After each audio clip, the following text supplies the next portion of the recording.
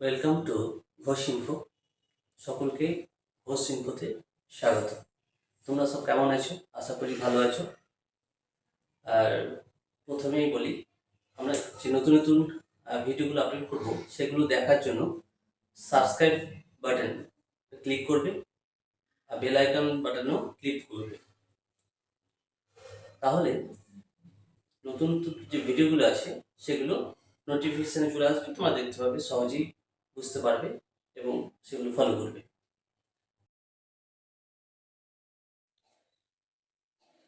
আজকে নবম শ্রেণীর ভৌতবিজ্ঞানের দ্বিতীয় অধ্যায় বল ও গতি, যে গাণিতিক সমস্যাগুলি আছে সেগুলি সমাধান করব। এই সমাধান করার আগে যেসব বিষয় সম্বন্ধে আমাদের আগেই জানা উচিত সেগুলো সম্বন্ধে একটু আলোচনা করিনি। যেমন যেসব সূত্রগুলো আমাদের জানতে হবে সেগুলো হচ্ছে বল এফ ইকুয়াল টু ভর, বস্তুর ভর ইন্টু বস্তুর ত্বরণ। তারপরের যে সূত্র জানতে হবে সেটা হচ্ছে অন্তিম বেগ ভি ইকুয়াল টু প্রাথমিক বেগ ইউ প্লাস এটি। এখানে এ হচ্ছে ত্বরণ ও টি হচ্ছে সময়। ত্বরণ এ ইকুয়াল টু অন্তিম বেগ মাইনাস প্রাথমিক বেগ বাই সময় টি, এটা জানতে হবে। তাছাড়া যদি ত্বরণ না হয় মন্দন হয় সেক্ষেত্রে অন্তিম বেগ V equal to U minus A T. যখন অতিক্রান্ত দূরত্ব সম্বন্ধে কোনো অঙ্ক থাকবে বা গাণিতিক সমস্যা থাকবে তখন সময়ের সঙ্গে যখন দূরত্বের সম্পর্ক থাকবে তখন আমরা দূরত্ব হাফ ইন্টু ত্বরণ এ ইন্টু সময়ের বর্গ টি স্কোয়ার, এই সূত্রটি প্রয়োগ করব। যখন ত্বরণ না হয়ে মন্দন হবে তখন S equal to UT minus half A T square, এটা প্রয়োগ করব। যখন অতিক্রান্ত দূরত্বের সঙ্গে সময় কোনো সম্পর্ক দেওয়া থাকবে না, প্রাথমিক বেগ এবং অন্তিম বেগ দেওয়া থাকবে, সেক্ষেত্রে আমরা লিখব অন্তিম বেগের বর্গ সমান প্রাথমিক বেগের বর্গ প্লাস 2 ইন্টু ত্বরণ ইন্টু অতিক্রান্ত দূরত্ব। যখন ত্বরণ না হয় মন্দন হবে তখন V square equal to U square minus 2 S, এটা প্রয়োগ করব। যদি ত্বরণের পরিবর্তে অভিকর্ষ ত্বরণ থাকে তাহলে এর জায়গায় কি লিখবো? তখন এর জায়গায় জাস্ট জি লিখবো, অর্থাৎ অভিকর্ষ ত্বরণ, এবং এর মান থাকবে 9.8 মিটার পার সেকেন্ড স্কোয়ার। অর্থাৎ এই সূত্রগুলো আমরা যদি জানা থাকে তাহলে গাণিতিক সমস্যার সমাধান করতে পারব।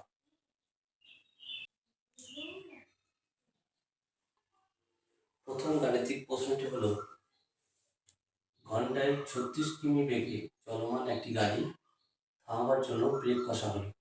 গাড়িটির মন্দন যদি 5 মিটার প্রতি সেকেন্ড স্কোয়ার হয় তবে গাড়িটিকে থামাতে কত সময় লাগবে? এখানে দেখা যাচ্ছে যে কিলোমিটার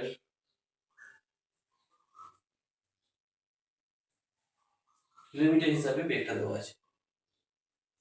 তাহলে আমাদের এসআই পদ্ধতিতে কি মিটার পার সেকেন্ড বেগ, অর্থাৎ কিলোমিটারকে মিটার পার সেকেন্ড হিসাবে আমাকে কনভার্ট করতে হবে। তো প্রথমত এটা ঘন্টায় 36 কিমি, এটাকে মিটার পার সেকেন্ড করতে হলে শর্টকাট হচ্ছে 5/18, এটা দিয়ে যদি গুণ করা হয় তাহলে কিন্তু মিটার পার সেকেন্ড চলে আসবে। অথবা 36 কিমিকে 1000 দিয়ে গুণ বাই 1 ঘন্টা অর্থাৎ 3600 দিয়ে ভাগ। প্রাথমিক বেগ প্রাথমিক বেগ কি হবে? এখানে প্রাথমিক বেগটা 36 ইন্টু 5/18 মিটার পার সেকেন্ড, অর্থাৎ 10 মিটার পার সেকেন্ড। অর্থাৎ প্রাথমিক বেগ, গাড়িটির প্রাথমিক বেগ কত? 10 মিটার পার সেকেন্ড ছিল। কোথায়? ঘন্টায় 36 কিমি, যা কনভার্ট করা হলো মিটার পার সেকেন্ডে, সেটা কত হলো? 10 মিটার পার সেকেন্ড। এটা শর্টকাট টিপস। কেউ যদি বুঝতে না পারো, 36 কিলোমিটার চলে আসবে, ভগ্নাংশ চলে আসবে, যেটা দিয়ে গুণ করলে সহজ এটা আমরা মিটার পার সেকেন্ড এসআই পদ্ধতিতে কনভার্ট করতে পারবো।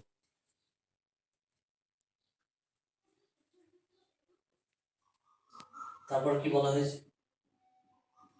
ব্রেক কষে থামানো হয়েছে, অর্থাৎ প্রাথমিক বেগ 10 মিটার পার সেকেন্ড, থামানো হয়েছে মানে অন্তিম বেগ 0।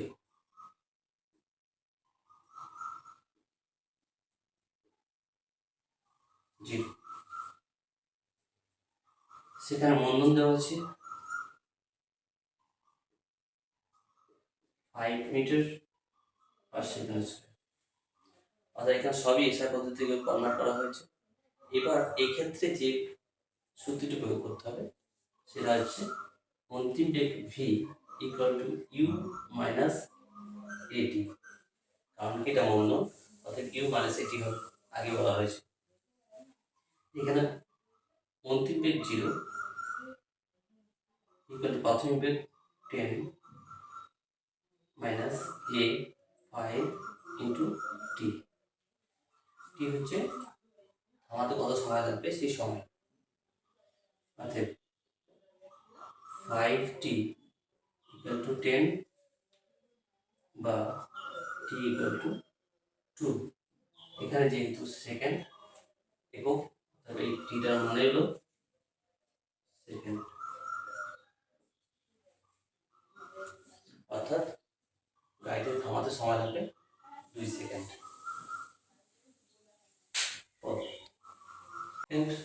গাণিতিক সমস্যাটি হলো একটি বস্তুর বেগ 5 সেকেন্ডে 10 মিটার পার সেকেন্ড থেকে 25 মিটার পার সেকেন্ড হবে, অর্থাৎ বেগ বেড়েছে, তার ত্বরণ, অর্থাৎ এই ত্বরণ কত হবে? তো মাইনাস ইউ বাই টি, অর্থাৎ ভি এখানে কত? অন্তিম বেগ মিটার সমান 5 সেকেন্ড, অর্থাৎ 15/5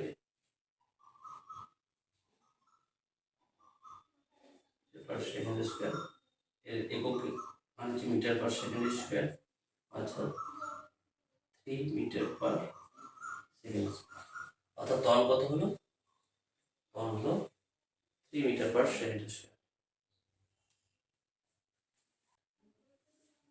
তৃতীয় প্রশ্নটি হলো স্থির অবস্থা থেকে 5 মিটার পার সেকেন্ড স্কোয়ার সমতলে 10 সেকেন্ডে চলবার পর বস্তুর বেগ কত হবে? অর্থাৎ এখানে কি বলা হচ্ছে? স্থির অবস্থা, তখন প্রাথমিক বেগ ইউ ইকুয়াল টু কি হবে? 0। ত্বরণ বলেছে সমতল, A equal to 5 metre per second square, time দিয়েছে টি ইকুয়াল টু 10 সেকেন্ড। তাহলে আমরা কোন সূত্র প্রয়োগ করবো? এখানে আমাকে অন্তিম বেগ বের করতে বলেছে, অর্থাৎ V equal to U plus AT. U এখানে কত? 0, A 5 metre per second square into 10 second, তাহলে কি হবে? 50 মিটার পার সেকেন্ড। অর্থাৎ অন্তিম বেগ কত হলো? অন্তিম বেগ অর্থাৎ বেগ হবে 50 মিটার পার সেকেন্ড। চতুর্থ প্রশ্নটি হলো 45 মিটার পার সেকেন্ড বেগে চলমান কোনো গাড়ির বেগ 5 সেকেন্ড পর কমে 30 মিটার পার সেকেন্ড হলো, গাড়িটির মন্দন কত? গাড়িটি থামতে কত সময় লাগে? এখানে যেহেতু বেগ কমেছে, হ্রাস পেয়েছে, তাই মন্দন সৃষ্টি হয়েছে, তাই মন্দন কত বের করতে বলেছে? তাই মন্দন এ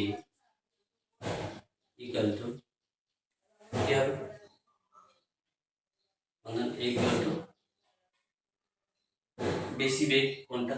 প্রাথমিক বেগ। এখানে ইউ মাইনাস ভি, যেহেতু মন্দন U minus V by T, U 45 V 30 by t 5 second.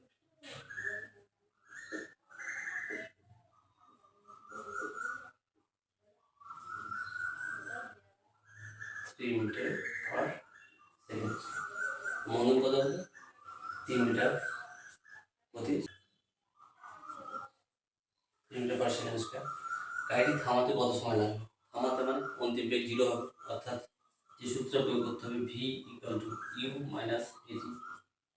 V এখানে 0 হবে, ইউ কত ছিল 45 মাইনাস এ, বেরিয়ে গেল এ কত 3, টি আমাদের বের করতে হবে।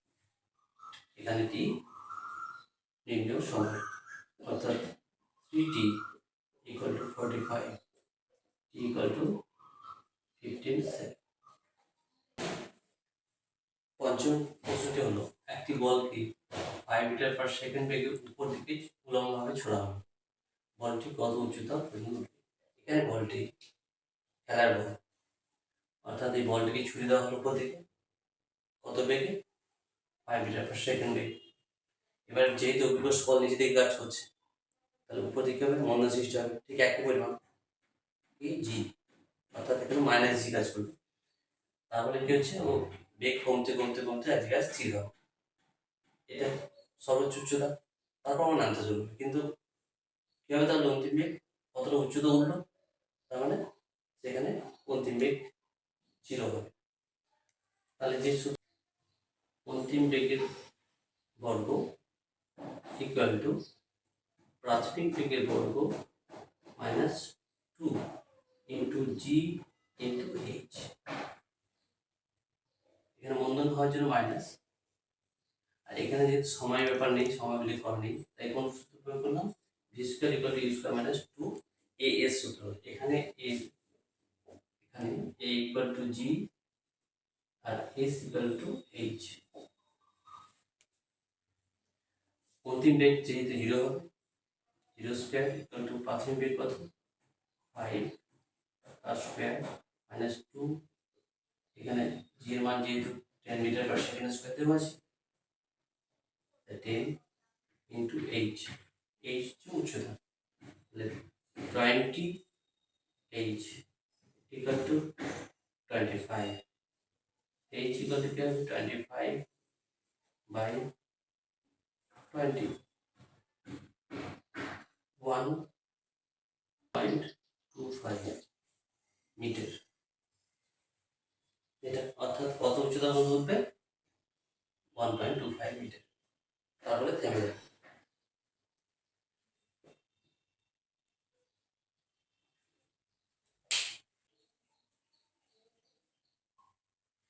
ছয় নম্বর প্রশ্ন, স্থির অবস্থা থেকে একটি বস্তুর উপর বল প্রয়োগ করলে 8 সেন্টিমিটার পার সেন্টিমিটার স্কোয়ার ত্বরণ সৃষ্টি হয়, সমত্বরণ সৃষ্টি হয়।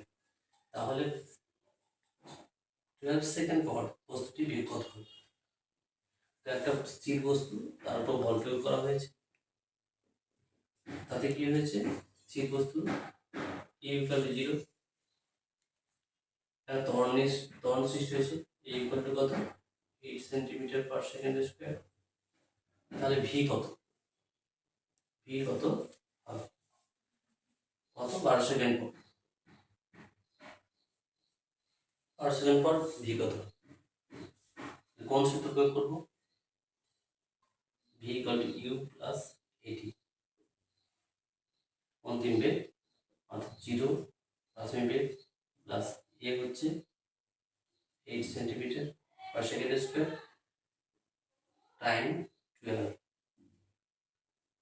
Centimetre per second, 96 centimetre per second. অর্থাৎ চূড়ান্ত বেগ বা বস্তুটির বেগ কত হলো?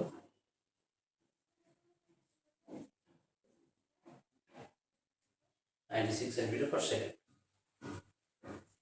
পরের কোশ্চেনটি হলো 5 কেজি বস্তুর উপর কত বল প্রয়োগ করলে বস্তুতে 2 মিটার পার সেকেন্ড স্কোয়ার ত্বরণ সৃষ্টি হবে।